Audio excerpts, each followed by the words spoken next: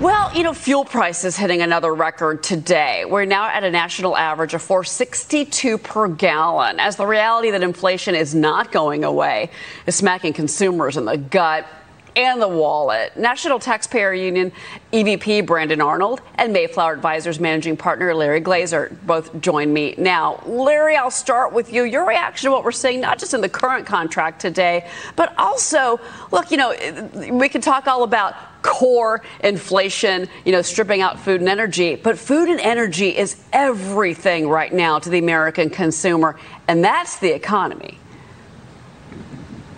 Cheryl, as bad as gas prices are, the question we keep asking ourselves is there a breaking point? Is there a point where the consumer starts to buckle here, where we see that demand destruction that everybody's worried about? And, in Europe overnight, we saw their inflation, and it is much more problematic there. But that doesn't hide from the fact that we've got our own issues here. And look, it's summer driving season. The official start to summer. Gas up 50% or more in most markets. And again, people are using credit cards to finance it. The personal savings rate is back to financial crisis levels. That's how they're affording it. They're borrowing from the future. And I tell you what, Cheryl, it's a for now conversation, because come the fall, if gas prices are at these levels, we're going to have a real problem. They'll pay $50 to see Top Gun, but they're going to put it on their credit card and they're going to borrow from the future to do it. Well, and you know what, Brandon, let's pick up on that, because we are seeing the data come out that, despite what we've been hearing, frankly, from the Biden administration, that people are starting to save less and spend more. They're having to dip into those savings accounts.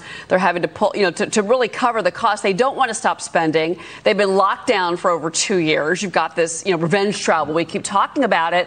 So, but that demand destruction seems to be, there's an interesting dichotomy and kind of a fight, if you are right now, with the consumer and with businesses. Where do you see it?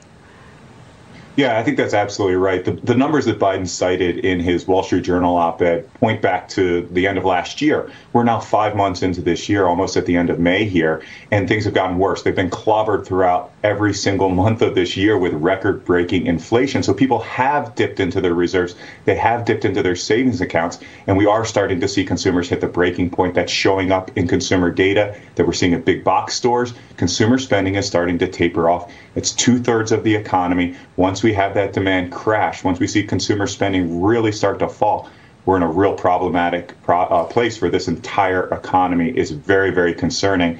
Yet Biden is out there saying everything is hunky-dory, everything is great.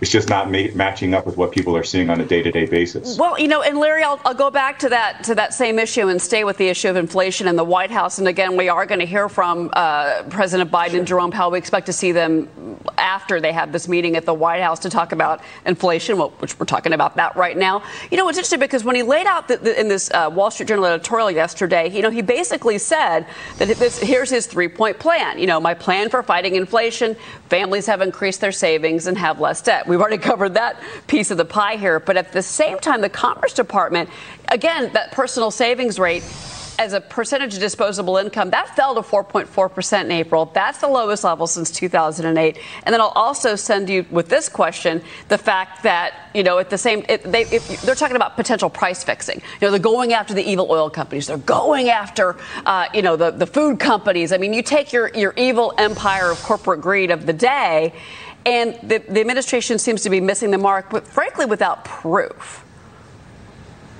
Cheryl, people are so busy talking about high gas prices that they can't even get to the high food price conversation at the family barbecue right now because of the distractions. And look, as long as gas prices are at these levels, the Fed chairman and the president can meet all they want. They're not going to address the issue, and it's going to affect the president's approval rating. And we will see that play out in midterm elections come the fall. So their meeting, think of it as a bad meeting. It's almost an emergency meeting. It's very unusual to have these types of meetings. And there's very few things that the Fed is very much focused on fighting inflation right now. The concern is they're going to blink coming into midterm elections. They don't want to be the cause of the recession. They don't want that as part of their legacy. And that means they may be more dovish, which means inflation stays higher for longer to lay off of the market volatility. So I think we have a real concern here, and the concern starts with the pump and it starts with the grocery store. And until you get those two issues and you take personal responsibility for it, the rest of it won't matter. Yeah, no, people feel it, they see it, they're living it, and you can't, get their attention off of it.